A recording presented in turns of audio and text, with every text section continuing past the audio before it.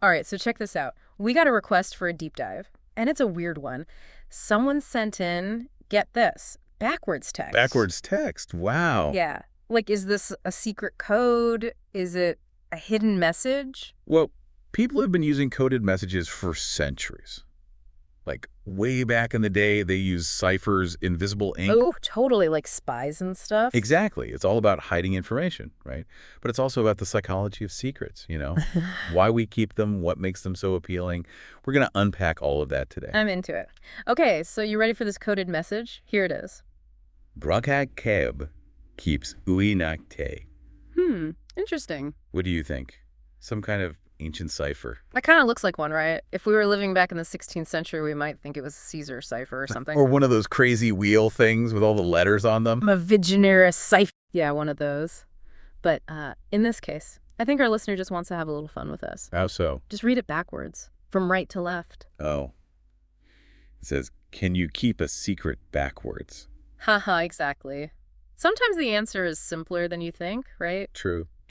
But, I mean, even though the message itself is pretty straightforward, it does make you think about secrets, doesn't it? Like, why even bother sending it in code, Right. It's like even the act of sharing a secret, even a playful one like this, kind of hints at something deeper, don't you think? Right. Like there's this element of trust involved. Totally. You gotta trust someone to keep your secret, even if it's just about how much you love that cheesy 80s movie. Exactly. And there's actually some science to back that up. Oh, really? Yeah. Tell me more. Yeah, so there was this study, I think it was by Dr. Paul Zak, where they found that sharing secrets, even like small ones, can actually release oxytocin in the brain. Oxytocin, that's what is that, the love hormone or something? Yeah, the bonding hormone. It's like our brains are wired to connect over secrets.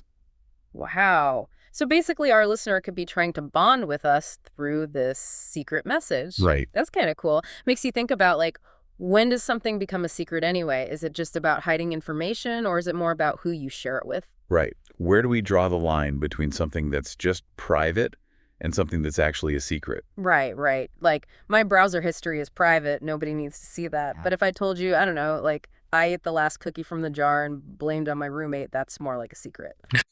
Right.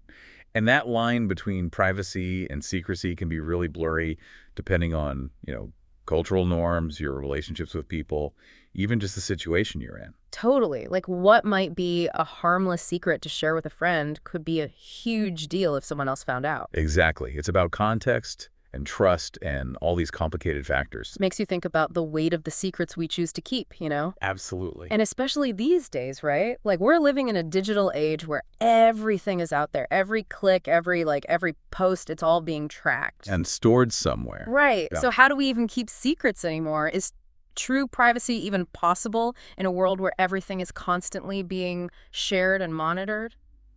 It's a tough question.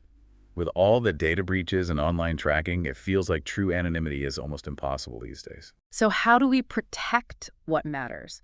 How do we safeguard the secrets that are important to us? That's the million-dollar question, right? Yeah. And I think it's something we all have to grapple with as we navigate this digital world. It really makes you think, doesn't it?